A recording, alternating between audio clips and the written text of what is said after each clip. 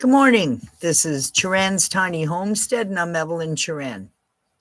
So, I've been having a lot of problems with this, with videotaping stuff. Every time I put titles about things, it doesn't let me videotape, or it take like 2 hours to upload, and I just don't have the time for that. I'm not quite sure how this YouTube studio thing is supposed to work. I'm just talking, I'm not editing, and I'm just letting people know cost and stuff like that. So recently I had to go to a private lender, a different lender, to buy out the last owners because I was short like $26,000 of my loan. It cost me $250,000 cash to get the property to where it is, and I'm not even halfway through. The cost for everything to build, I'm not a builder, so I have to pay people to do the jobs for me. I can do little jobs, but I'm not a builder and it won't turn out right. So I literally have to pay people to do it. For those of you that are going to live off grid, the banks aren't going to help you with it. I mean, you literally have to have the cash up front. I've tried, oh my God, so many different lenders. I must have talked to 100 different lenders, and every one of them said no because I don't have a well here. I ran the hydro. That was $21,000 cash up front to run in hydro. So that made things a little bit easier. Solar panels would have cost me $45,000, not counting electricians, electrical authority. This goes on. You still have to be checked whether you're off grid or not. Because you will not get insurance for your place. So when you're going with solar panels, make sure you have a really large property to put the solar panels onto. Putting them onto your house puts you at risk for fires. The banks said it straight out. If you're going solar panels, we're not helping you do anything because it's too high risk for the house burning down. And quite a few banks told me that, not one or two. A lot of banks don't want anything to do with the solar power. And I was really shocked because the government is pushing it. Now, I do know of people in my area that are off of solar, but those people were welders, ticket electricians. You need to be an electrician to understand it or know something about electrical. And do I want to go shoveling off or sweeping off snow from solar panels? Plus, it would take up half of my property just to set up proper solar. And it's an eyesore. I don't want that kind of bulk in my yard. I only have 2 acres. So I want to utilize the property properly. So I've since planted fruit trees. I have 2 pears on one of my pear trees. I have 2 pear trees. I've got 4 cherry trees. I planted brand new raspberry that are good raspberries. I have wild raspberry here, but they don't blossom and they don't produce fruit. So they're just an invasive species. That's all got to be cut back and dug out and get rid of it and start from scratch. The other thing, the house it's just a barn that's turned into a tiny home, a 14 by 40 barn with 3 additions. One of them is my electrical room. One is my water shed, which is attached to the house. So I I bought a bunch of totes, food grade totes. I bought one a year to see what I'm using. So now I'm going to fill 3 totes and 3 water barrels every 4 months, bringing my cost for water down to $175 every 4 months as opposed to every month to fill it.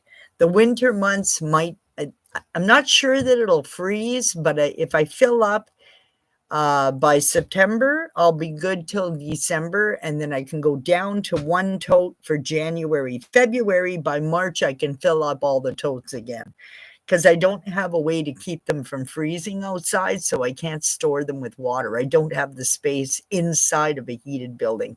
I've only got space for 3 barrels and 1 tote in the winter to keep it from freezing. Unless I put something electrical together and put heaters inside, but I don't think that's going to work.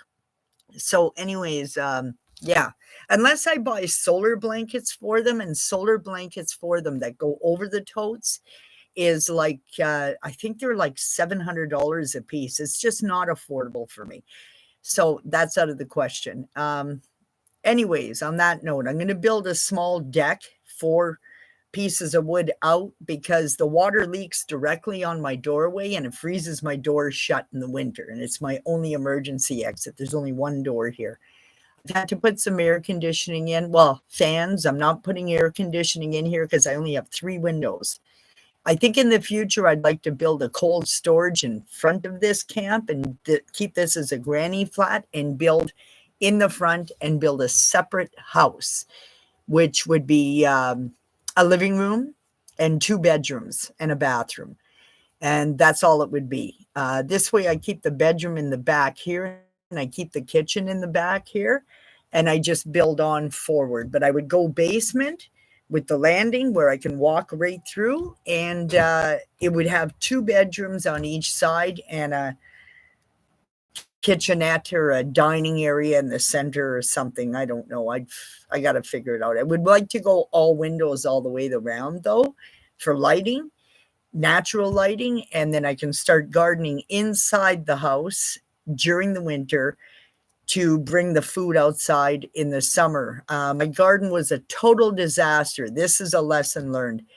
I bought a truckload of, how do you call it now?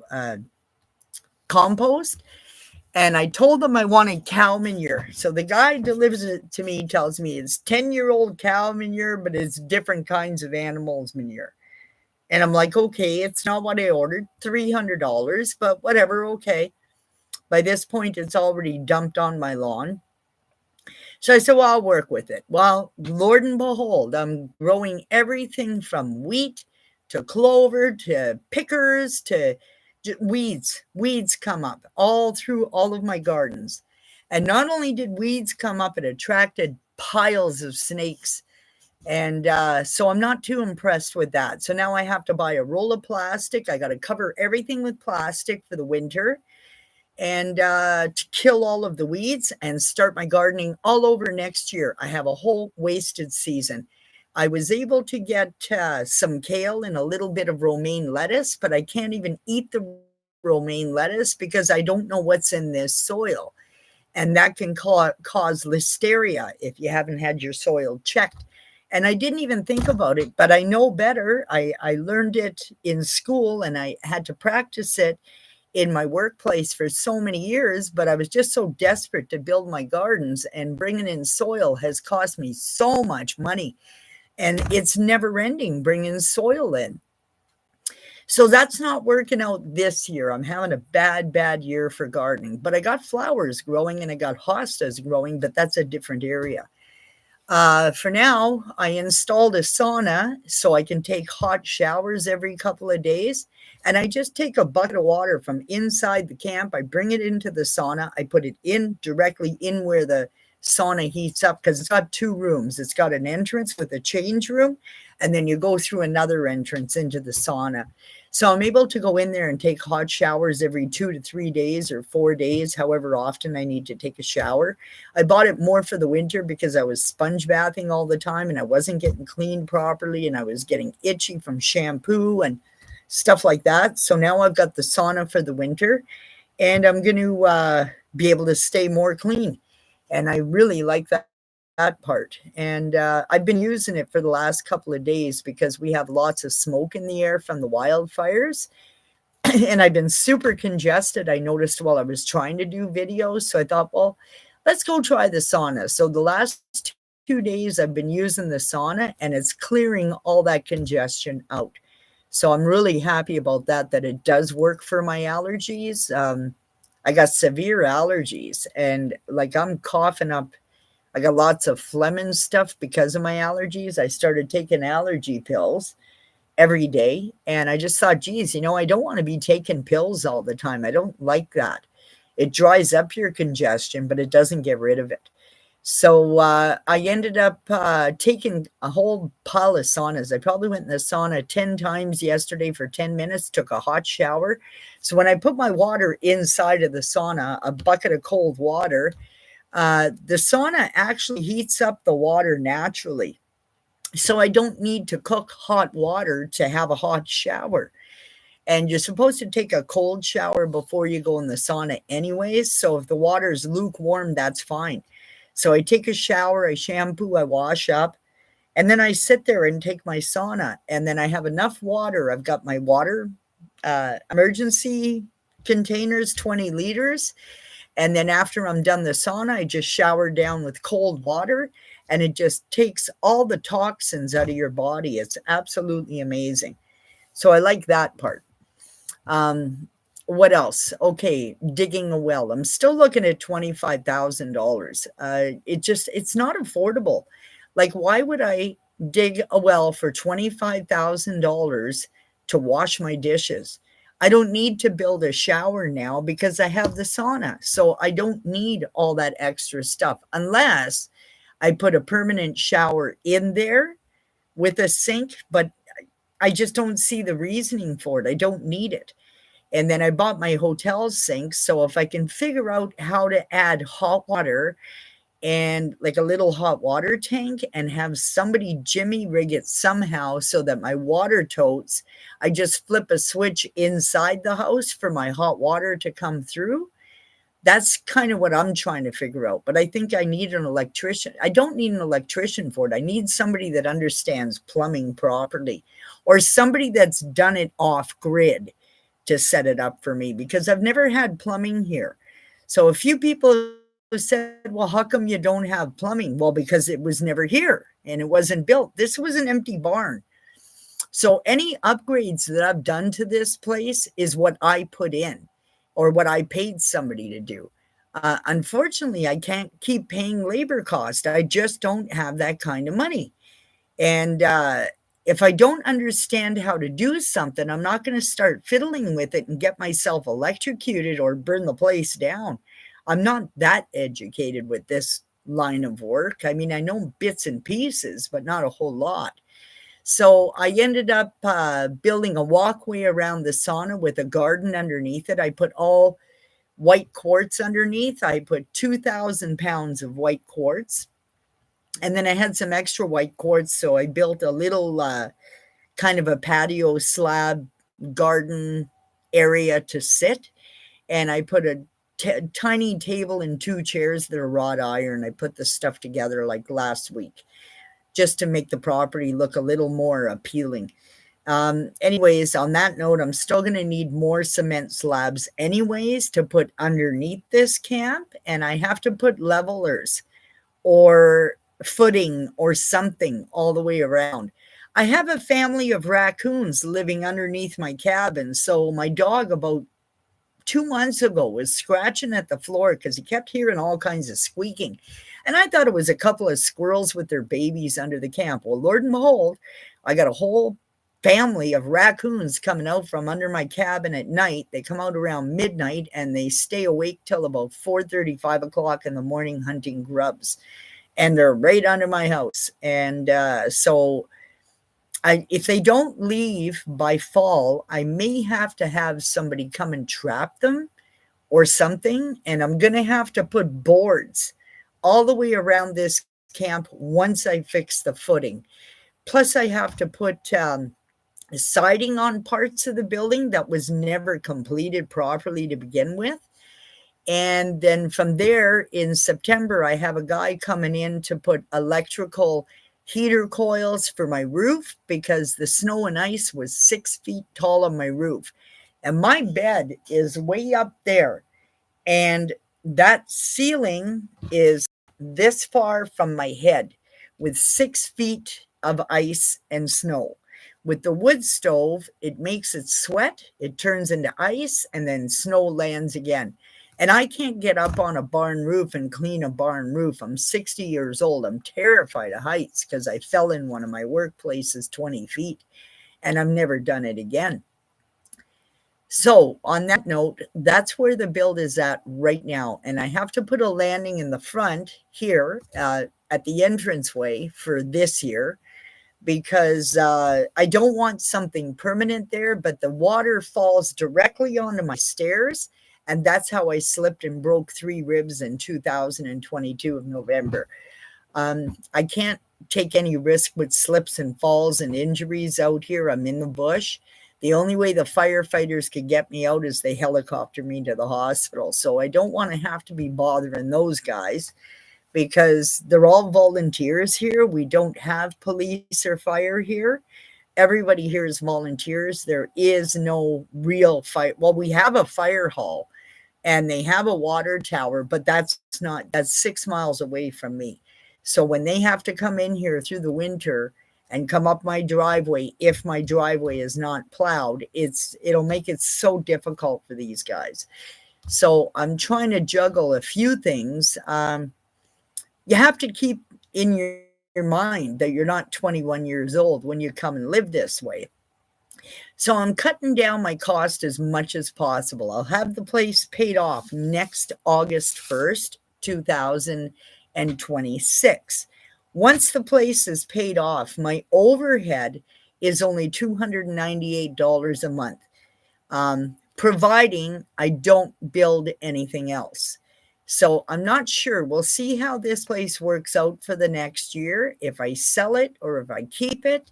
I haven't found anything worth moving to, and everything I've thought about going to is $500,000 for a house that's fully built. And then you have to pay your mortgage payment. You got higher property taxes at $6,000 to $7,000 a year. I just don't have that kind of money to waste. My whole paycheck would go on my house. And I don't want to live that way. My whole reason for living the way I am is, number one, I was pushed into being homeless and juggling where I'm going to live. I had to move 22 times with my workplace to keep my job. This is my 23rd move in 25 years. I'm not moving anymore. Like, if I move, it's for good. But I would rather have a farm. I'd rather have like 80 to 100 acres, something bigger, something where my grandchildren can dirt bike and snowmobile without people bothering them, someplace that's safe, something that doesn't have the neighbors so close. I've got very noisy neighbors here. I didn't realize how close they were when we came and looked at the place, because it was at night and we really couldn't see anything. There was no electricity here. We couldn't turn on lights, nothing. We couldn't see around the footing of the building, but I got it for $150,000. The people were asking $189,900, and I said, I'll give you $150,000 with $80,000 down. So I bought those people out. I took another $56,000 loan, but that's what it cost me for lawyers' fees, like just the lawyers and the fees and the legal documents and everything. That's $10,000 right off the hop. I owed these people $26,000. I had $26,000. I could have gave them $20,000 and extended the $26,000 and had them paid off in a few months, but they would not go for that. So I had to take another loan. So instead of giving the $20,000, just taking a 26, like nobody would give me a $26,000 loan. They wouldn't give me a truck loan, nothing. Nobody would help me. My credit was ruined with everything I went through, and I don't have credit cards. I paid off my credit cards. I cut them up. I'm doing everything cash. So I'm really, really broke with this build. The past 3 years has been paycheck in one hand, out to the other. So I've had to really, really budget. But then I give up everything too. Like, I don't go to casinos. I don't drink. I don't party. I'll have a glass of wine or two, maybe once every month or two, but I'm not like a steady drinker or anything. I only go into the city 4 times a year, and I try to take care of all of that through the summer, which is what I dealt with the lawyers this year, June 5th. That's when I did all my grocery shopping and stuff I needed in Sudbury and anything I needed from Home Hardware. But now I found Home Hardware in Sturgeon Falls for $90 delivery. I can give them a great big order. They'll deliver it here with their trucks, and I don't have to go there. I can just look it up, talk to them on the phone. $90, they deliver everything for me. So that just cut out a great big expense for me, because going to get supplies in town, you're back and forth, back and forth, back and forth, and you're wasting so much money on gas. Last year, I only used up $70 in gas moving my truck back and forth to for my plow truck to come in. Outside of that, I don't. So far, like, I'll have to fill up the truck one more time before winter, but I have gas in my shed. That's premium gas, has been sitting there. I can use it up and that'll fill up my truck. And I don't even put gas in my truck this year. Once $70 I put in my truck. So my truck has probably got, I don't know, 200 kilometers on it per year. So I don't gallivant around. I'm not into it. I hate the highway. I hate driving. I absolutely hate driving. I've had to drive across Canada so many times in the past 25 years that I could care less if I drive or not. I don't crave that. I don't care for it. I hate the highway. I hate the traffic. I love the peace and quiet. Um, I don't hear sirens here.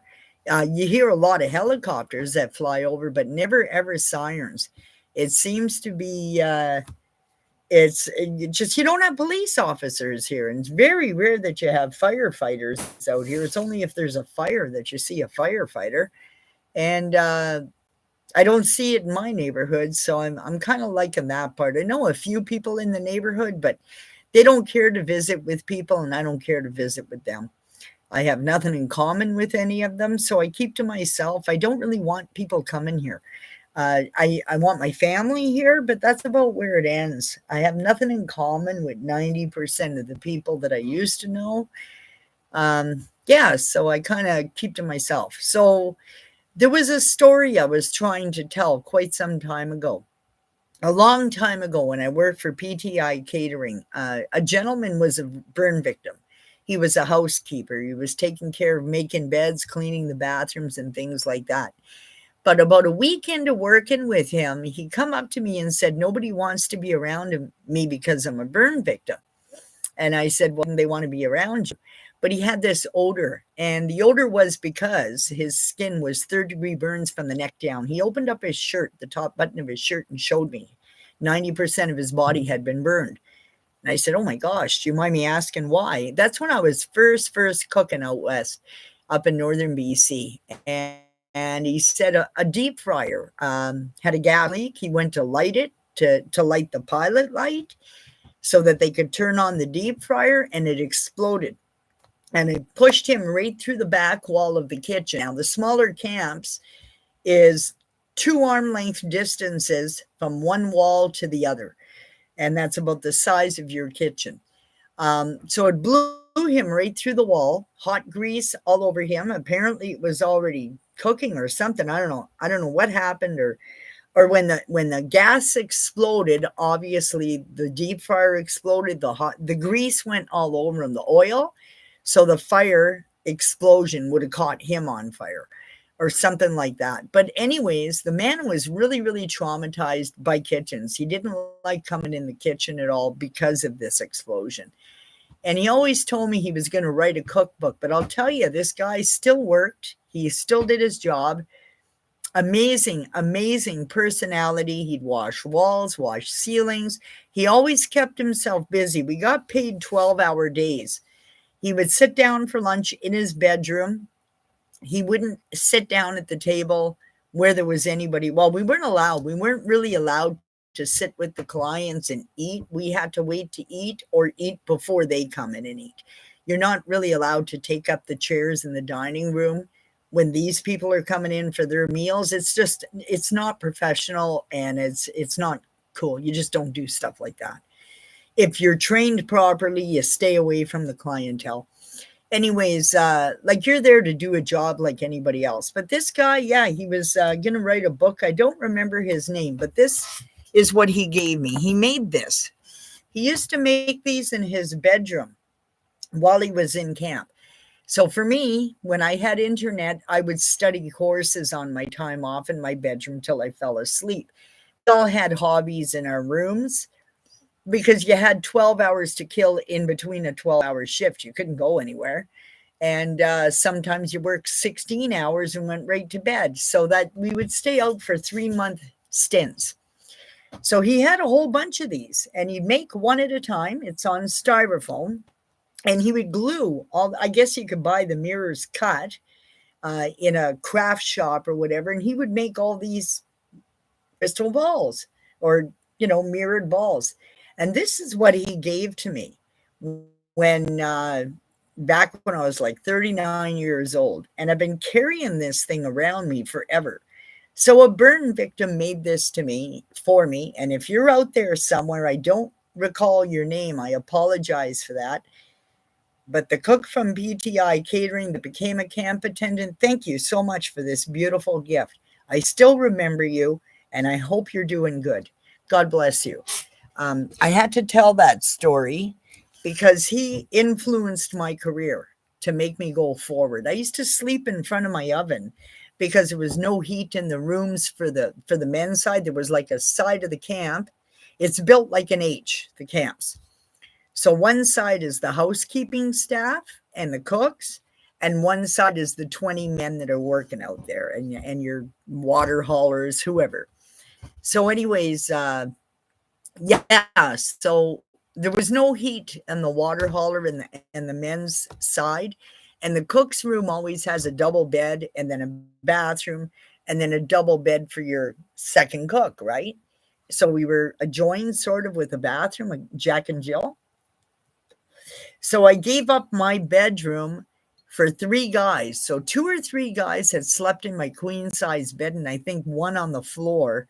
And until we could get heat running in the opposite side of the camp. So I took a bunch of plastic bags because we always get plastic bags with blankets and stuff, and poofed them up. And I laid down in front of the oven, turned on the propane, and went to sleep. And I've done that quite a few times with some camps when there wasn't water running or things like that, where I had to send people back to the city, and I would stay with the camp until somebody came in to fix everything, and then it was okay to bring people in, things like that. I dealt with a lot of emergency situations, and I met some really amazing people in my travels. I met a lot of rotten people in my travels too. But I found the smaller camps, they were they weren't so hard to organize. They were easy to run, but you didn't have the cooking equipment to make the extras. You really had to know how to multitask, and you had to know you had to create your own menus, do your own grocery orders, all of that stuff like any chef would do, except that you couldn't sit and do paperwork during the 12-hour shift because you're cooking all the time for the 12-hour shift. And then your paperwork would come into your bedroom, and across your desk in your bedroom, that was your office. The worst thing about the smaller camps was that I had to walk up the road with a bag phone to do my groceries in grizzly country, smelling like food in uniform. So that was my hardest part because I could never get my grocery orders through because we didn't have internet in the camps back then. We just had bag phones, satellite phones. And your message, when you would talk, it would be delayed. So lots of times, I know a couple of times I got 2 grocery orders as opposed to 1.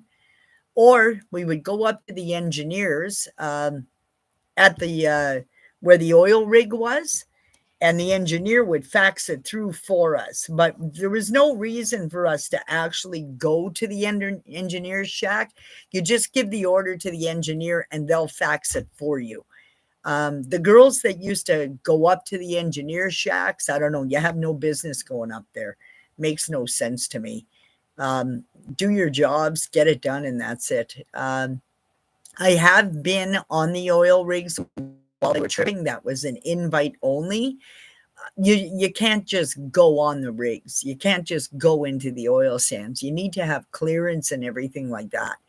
So it's just like going into a prison, I guess. If you're going to visit somebody in prison, you have to go through all kinds of stuff. Same thing with airports. If you're going to an airport, you go through a thing, not for the oil rig camps, but for the big camps where you're dealing with the oil sands and stuff. You have to go through security. They have dogs that sniff, like sniffer dogs. They have bomb dogs. All that stuff is up there.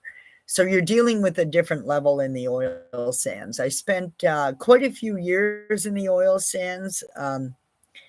I liked fire camps because firefighters are great to work with. They're very, very polite, and they're just grateful for a meal and a warm bed and a hot shower more than anything.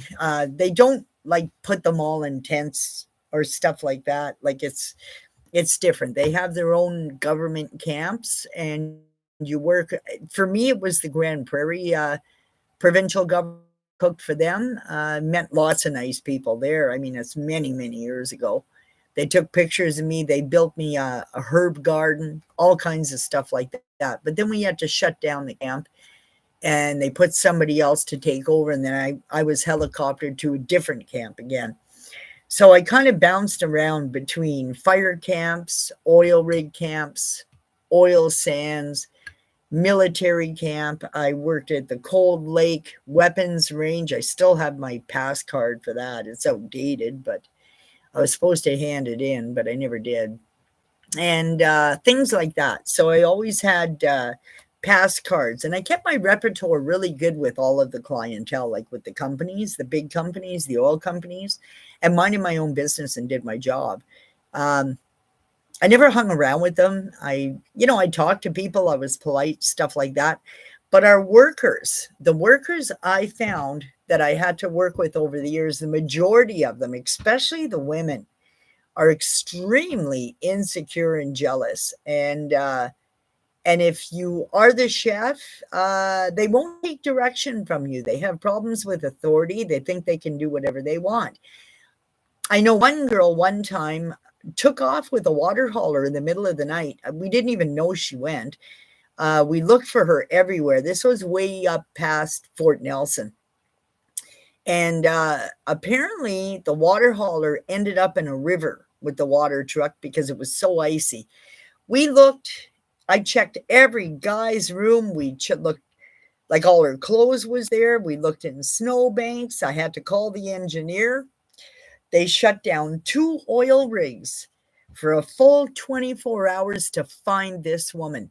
Finally, somebody was driving up that road and they saw the water hauler in, like, there's a little bridge, and instead of making the bridge, they skidded off and into the river, and he was nose down.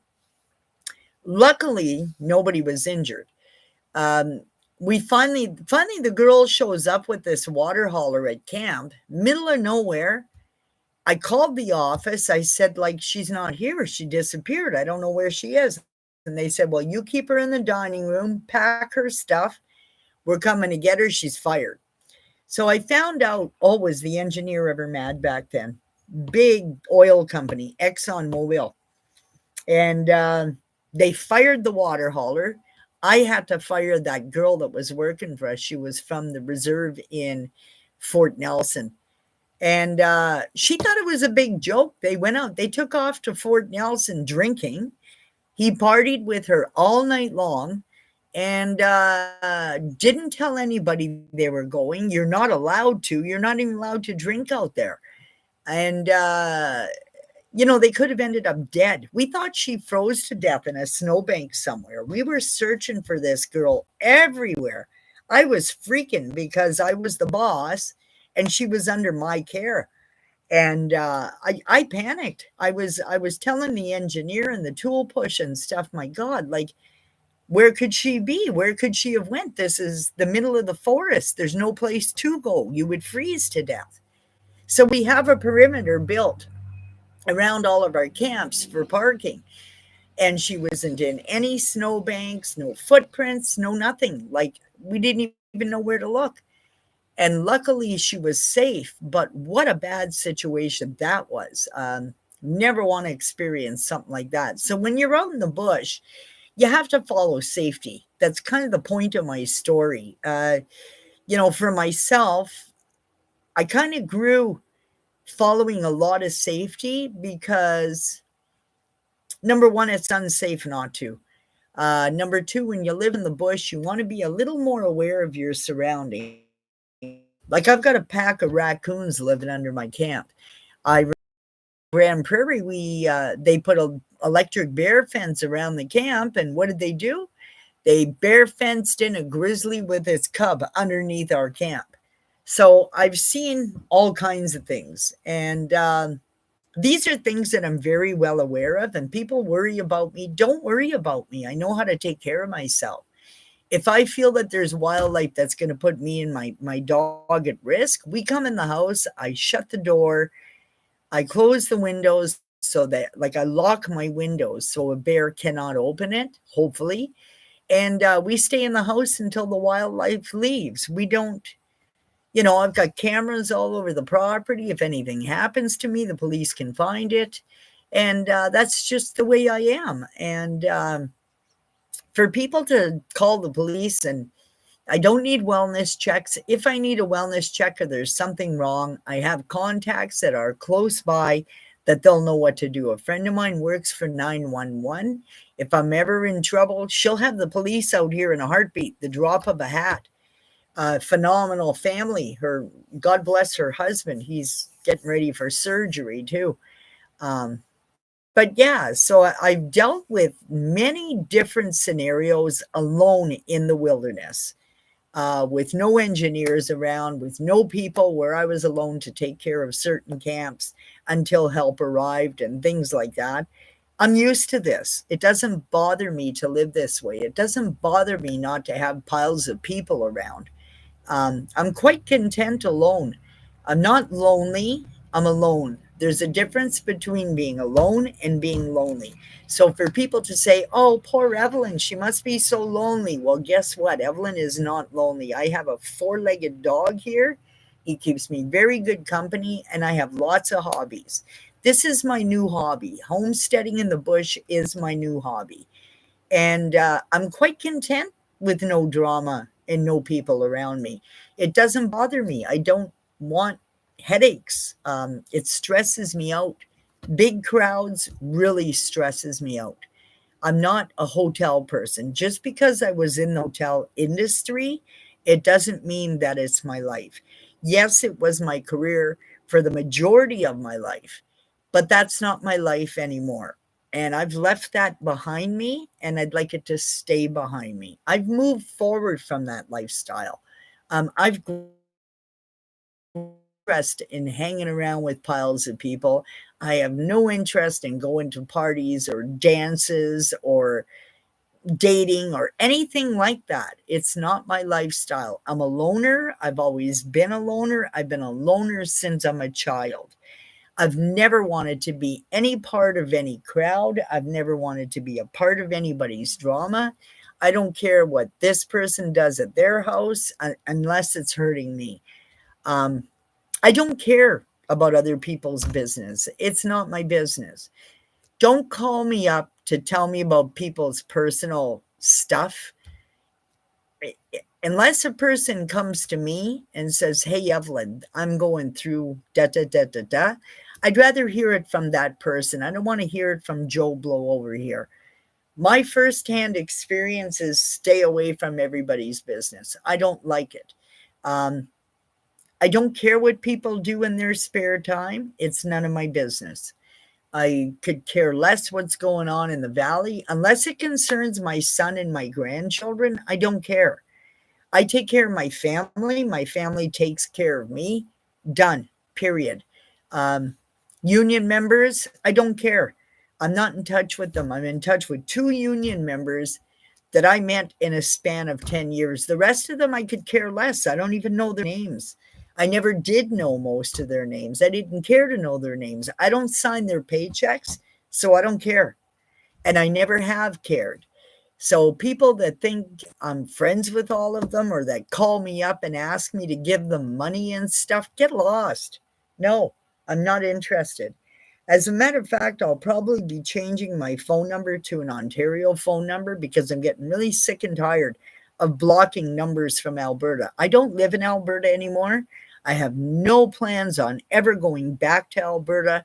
I will never fly. I don't fly, and I'm definitely not driving back there. This was my last trip back. It's too long of a drive. It's too hard on my nerves. I don't even go out to the farms around here. I can if I want to, but 90% of the farmers will deliver produce to you. You don't have to gallivant. So I got it made. I've made my contacts that I need to have, and the rest I don't care. I like to be left alone, and being alone is the best thing I've ever done for myself. I have craved my whole life to be left alone, and people just never ever left me alone. There's always somebody that's picking on me or calling me names or cutting me down. It just seems to be ongoing. So now I've cut all those people out of my life. Don't contact me. If you have nothing nice to say to me, get lost. I don't need that stress in my brain. I've grown up from people like that. I grew out of gossip and drama in grade 2. I've always been a loner. I've always hung around by myself. I raised my son by myself. I had my parents' help, but I was a single mom at 18 years old. So while everybody was getting stoned and drunk and partying till they were 30, 35 years old, I was a long time sober from that. I was a parent. So my stuff had to go on, my job and my son. I didn't care about everybody else or what they do or what crowd they're with. I don't want to know those people.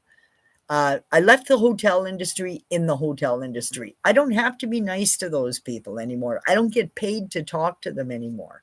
When I was in the industry, I had to be nice to them. But now I don't. I just, yeah, I have no interest in you. Goodbye. You're not my kind of people.